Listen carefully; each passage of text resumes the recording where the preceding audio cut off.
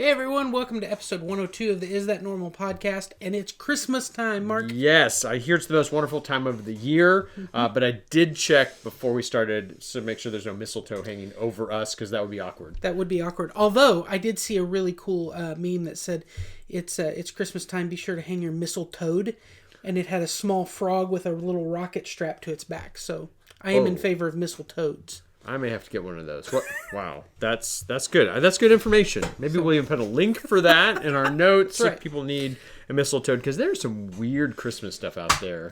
There is some... We should at some point do an episode just about weird Christmas stuff, which we'll talk about one. Our neighbors across the road have an inflatable sloth, Christmas sloth. Wow, is it got anything Christmas or is it just a sloth? He has a Santa hat and a coffee mug and a shirt that says something about the only morning worth getting up for is Christmas morning or something like that. Oh. So how big is it? It's like not life size for a sloth. It's like human size. It's like 6 feet tall. 6 foot tall sloth. That's great. Wow, that's good. Wow. So so we're going to talk a little bit about Christmas today. This is coming out in the month of December, so we have we don't have to, but we get to talk about Christmas. And so one of the things we always think about at Christmas, especially as we're talking to parents and families, is what are Christmas traditions that we like to have? So, Randall, what are some Christmas traditions for you? Well, as a kid, we always used to look forward to, my dad would always let us open one gift on Christmas Eve. And so that was always the anticipation of that. Christmas morning was cool, but you just knew you were going to get that one gift on Christmas Eve, and for whatever reason there was just an extra level of excitement for that. But it's kind of like Christmas roulette, because you don't know what you're getting. Is it underwear or is it that toy I wanted? Cool. Right. Yeah. Wow. But one of my favorite new Christmas traditions is we have some friends, actually, Shaylee Rogers, formerly Shaylee Miller, who's been on this podcast, was her and her husband, before they actually got married, when they first started dating, our first introduction, she wanted us to meet and have dinner and hang out and get to know this guy she had started dating. And so it was around this time of year, so we're like, okay, well, let's all go to dinner. So we did, and then we went and got coffee, and we're like, this is fun. We're hanging out. Let's go drive around and look at Christmas lights. So we did that for 2 hours. And afterwards I told my wife, I said, he probably thinks we're the weirdest, most boring people in the world. And then I found out after the fact, he was like, that was awesome. Are we going to do that again next year? So now we have actually made plans for, I believe this is either year 3 or year 4 now. Shaylee and Jared are now married. So of our 2 couples, we're going to meet, have dinner, and go look at Christmas lights. That's our new thing to do, cool. And we look forward to it every year. Right. So. That's right. A great way to catch up and a good tradition. Oh, I love that. So... yeah, we've got a lot. I had someone when I was a kid, but we've really tried to forge a lot of stuff with our family and our household. We always go get a live tree. So we actually just last night went and got our live tree and put up Christmas yesterday with our family. Did you take a saw? Or did they provide the saw? Yes. I used my own saw. You didn't National Lampoon. Right, and then have to dig up the root ball. No, we did not dig up a root ball. I used my own saw. So that's what we got. We also, this is year 2, my wife saw this thing on Etsy or Instagram or something, this huge, it's I don't know, 2 foot by 3 foot or 4 foot Advent calendar that's got little pockets in it, and so each day you put a little treat in, and so she's like, that's really cool, I think I can make one. So she sewed up this huge thing, so it's up on our wall. And so I got to go to the store and buy lots of weird things, picking weird stuff to put in there each day, so it's surprising and should unexpected. Add a mistletoe. I should add a mistletoe. This is good. I still got a few days spots where I haven't got purchased yet. So anyway, so we were doing that, and there's a little elf that moves through the pockets, so you know what day it is till Christmas. So that's fun.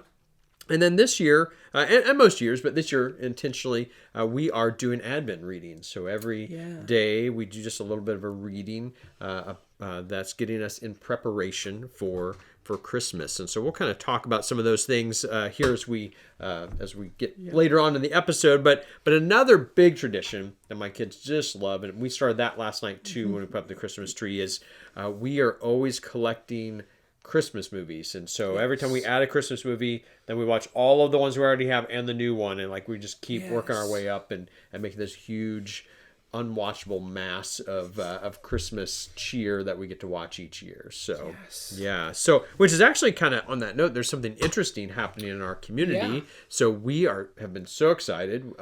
Some people in our community have put in a drive-in movie theater, which is actually I can see from my house. Yeah, but I can't tune in the radio station. I don't know. It doesn't quite get there, so I have to go on my neighbor's yard if I wanted to tune in, but not actually go pay. But which I would never do that, right? Never, Brandon Canal.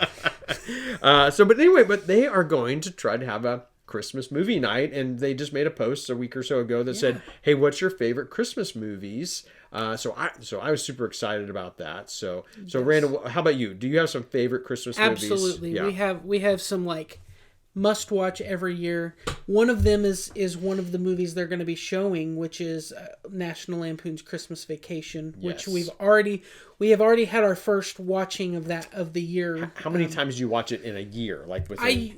I would say usually at least 3 to 4. Wow, that's and amazing. that's one of the movies I can almost quote verbatim.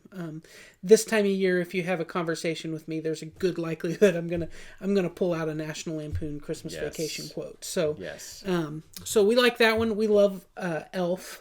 Elf is always a good movie. That was our to first watch. one last night. We watched. Yes, Elf. yeah. So when my niece and nephew come over, we have friends over. Elf normally makes it into the list, and then we do have to watch A Christmas Story. Yes. And on a side note, my wife actually got me a leg lamp miniature like thing to sit on my desk at work to decorate my office, fantastic. and it's solar powered, so the lampshade shakes and moves. So it's fragile. Yes, Must be it's Italian. Wow, that's good. So have you watched the new one? I have not yet. I haven't either. I've heard we're gonna watch. I've heard mixed reviews, Yes. but you know, it's kind of like we gotta watch it, and it's like the whole cast from the movie, and they're like old, like I am old. Like they brought it back, a new movie. Another interesting Christmas Story trivia I just saw is that the house they filmed that in, and the house next door, it's in Ohio, somewhere.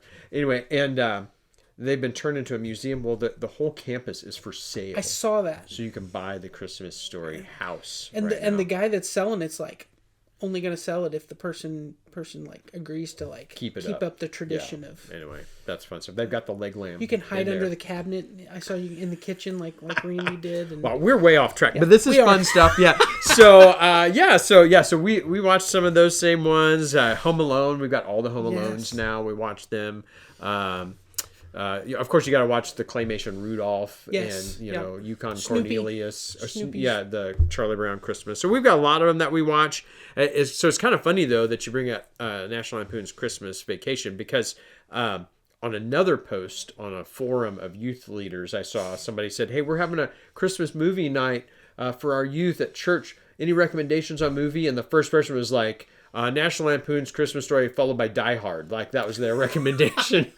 Which probably wouldn't be what I would do at church. Maybe TV versions. TV version, but but Die Hard is like kind of this like traditional. It's a Christmas movie. Christmas movie. We've got a couple at our church. Like that was, I think, I don't know, maybe their first date or something. Anyway, that's like a part of their story, and it's Christmas movie. Yes. And so I saw Randall talking about Advent, Christmas, and movies, that you can buy an Advent calendar that is Hans Gruber falling off of Nakatomi Plaza all the way to Christmas. It's like this cardboard thing, and it like clicks down, so you can watch him fall for a whole month. That's fantastic. I also saw the a DIY Christmas ornament idea that was like you take a little square and you wrap it in foil so it looks like a piece of ductwork, and then you print out a picture of Bruce Willis and put it inside there, which was that's pretty good too. Awesome. That's pretty good too. So we're not giving one of those away. I'm not even recommending you buy that, but we are going to be talking about Advent and family traditions and things about Christmas coming up here in just a second.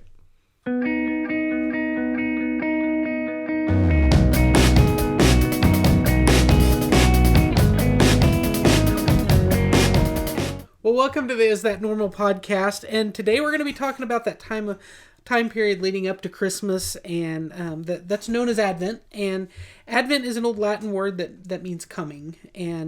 But before we get to that, we wanted to talk just about some things that are upcoming with our podcast, and kind of fill you in on what's to come. Yes, so this is actually going to be the last episode of 2022. And then starting in 2023, we're gonna format just a little bit differently. We're gonna begin releasing in seasons rather than bi-weekly like we have been. So what that means is that sometime in early spring, we're gonna have a season of 8 or 10 or 12 episodes that kind of come out all together, and then we'll have another season in the fall, and we're gonna kind of go to a seasonal format. And several reasons for that. Part of it gives us some space to create really good content. We feel like this has been a really great tool to provide resources and discussion for parents at our church, our community, and beyond. We want to continue doing that. And this is going to give us this ability to prepare those to continue to be really useful and highly impactful. And also gives our listeners, I know there's so much information coming at us, gives you some space to plan, hey, that season's coming out. I'm going to make some space to listen to that content rather than it maybe getting lost in the mix. So looking forward to that in 2023. Yeah. So what are some things we can expect with that first season? I really want to do a lot more interviews. Want to get a lot more voices involved. I've got several really exciting conversations with other people that we've got planned for the first season. And some of them, young people, want to get some young people's voices in with us. And then some people who are parents of very adult children who can kind of come back and say, hey, we've been there, and walk through where you're at and kind of help us with some of those things. So looking forward to that. We're also going to have a lot more great resources and tools to help parents be equipped to lead their kids to love Jesus better. Yeah, absolutely. Well, today we're going to talk about Christmas, and particularly ways to slow down in the busyness of this season and do some things with intention. And I know we even before we started the podcast recording today just talked about this tends to be, while it's designed to be a time for us to slow down and reflect, it tends to sometimes be the opposite of that. It tends to be like crazy busy and overpacked, so many things going on, and sometimes we can actually find ourselves more anxious and stressed out during this time of year. And so we want to talk about some ways to maybe help that not be the case, and for this to be a restful and like you said, intentional time to just step back and reflect on things. Yeah, I know we've talked so often through this podcast and outside this podcast how making a pre-decision, being intentional, is so much like the foundational start of doing things better, of heading in the direction we want to head. And really, I think that's the spirit behind Advent. It's a centuries old practice, which lets me know that this has always been a struggle to stop and slow down. But it really has that spirit of, let's stop and take a breath and make sure we don't run through this. Yeah. And because I know for me, this is one of the busiest times of the year for me. You've got, Christmas shopping and Christmas decorations and Christmas parties. And then, for us as leadership at church, you've got so many events and services and things to plan. And so it gets to be a lot of coordination, a lot of calendar checking, which makes it, possible to just feel like, man, I just want to get through this thing. Yeah. And that's not what we want Christmas to be at all. Because, we've got to stop and remember, this is a celebration of the greatest gift that was ever given, Jesus, our Savior. Yeah. Absolutely. So how do we do that? How do we begin to start with that process? I personally, make some shifts for myself. My personal reading and devotion time, I try to shift to things that really get me centered on what Christmas is about. And I do a lot of different things in Bible reading, but I do use the YouVersion app a lot, and they've got a lot of plans. And if you just search Advent, I didn't get to the bottom. There's a lot. So I'm doing one right now called Making Space for Christmas, and some thoughts, some reflections, and then some scripture each day. And so it takes me through the month up to Christmas Day. And so I'm just doing that, making sure I'm preparing my own heart. A lot of times, again, as a church leader, and sometimes even as a parent trying to lead your kids, you're like focused on leading others or doing for others, but we got to make sure our heart's prepared. So I make sure I do that. Like I said, our family does that big Advent calendar, which is super fun. And we're also, like I said, adding reading options. And again, there's lots of options out there. Lots of things you can buy, lots of things you can find online. And even in that YouVersion app, there's a lot that are designed for you to read together with friends or family. And so you can find lots of ways to do that. Particularly for us this year, we're using the D6 Family Advent Guide, which Randall House Publishing puts out. And really it's aimed at families. So it's not it's got something for all ages in it, I would say. And so we started that with our family, and it's been really good. It includes a scripture, a short devotion, an activity, and some questions for reflection. And it takes a little bit of prep, but really just takes a few minutes to do as a family. And so it's been really good for us. Yeah. So what are some of your favorite things about that one?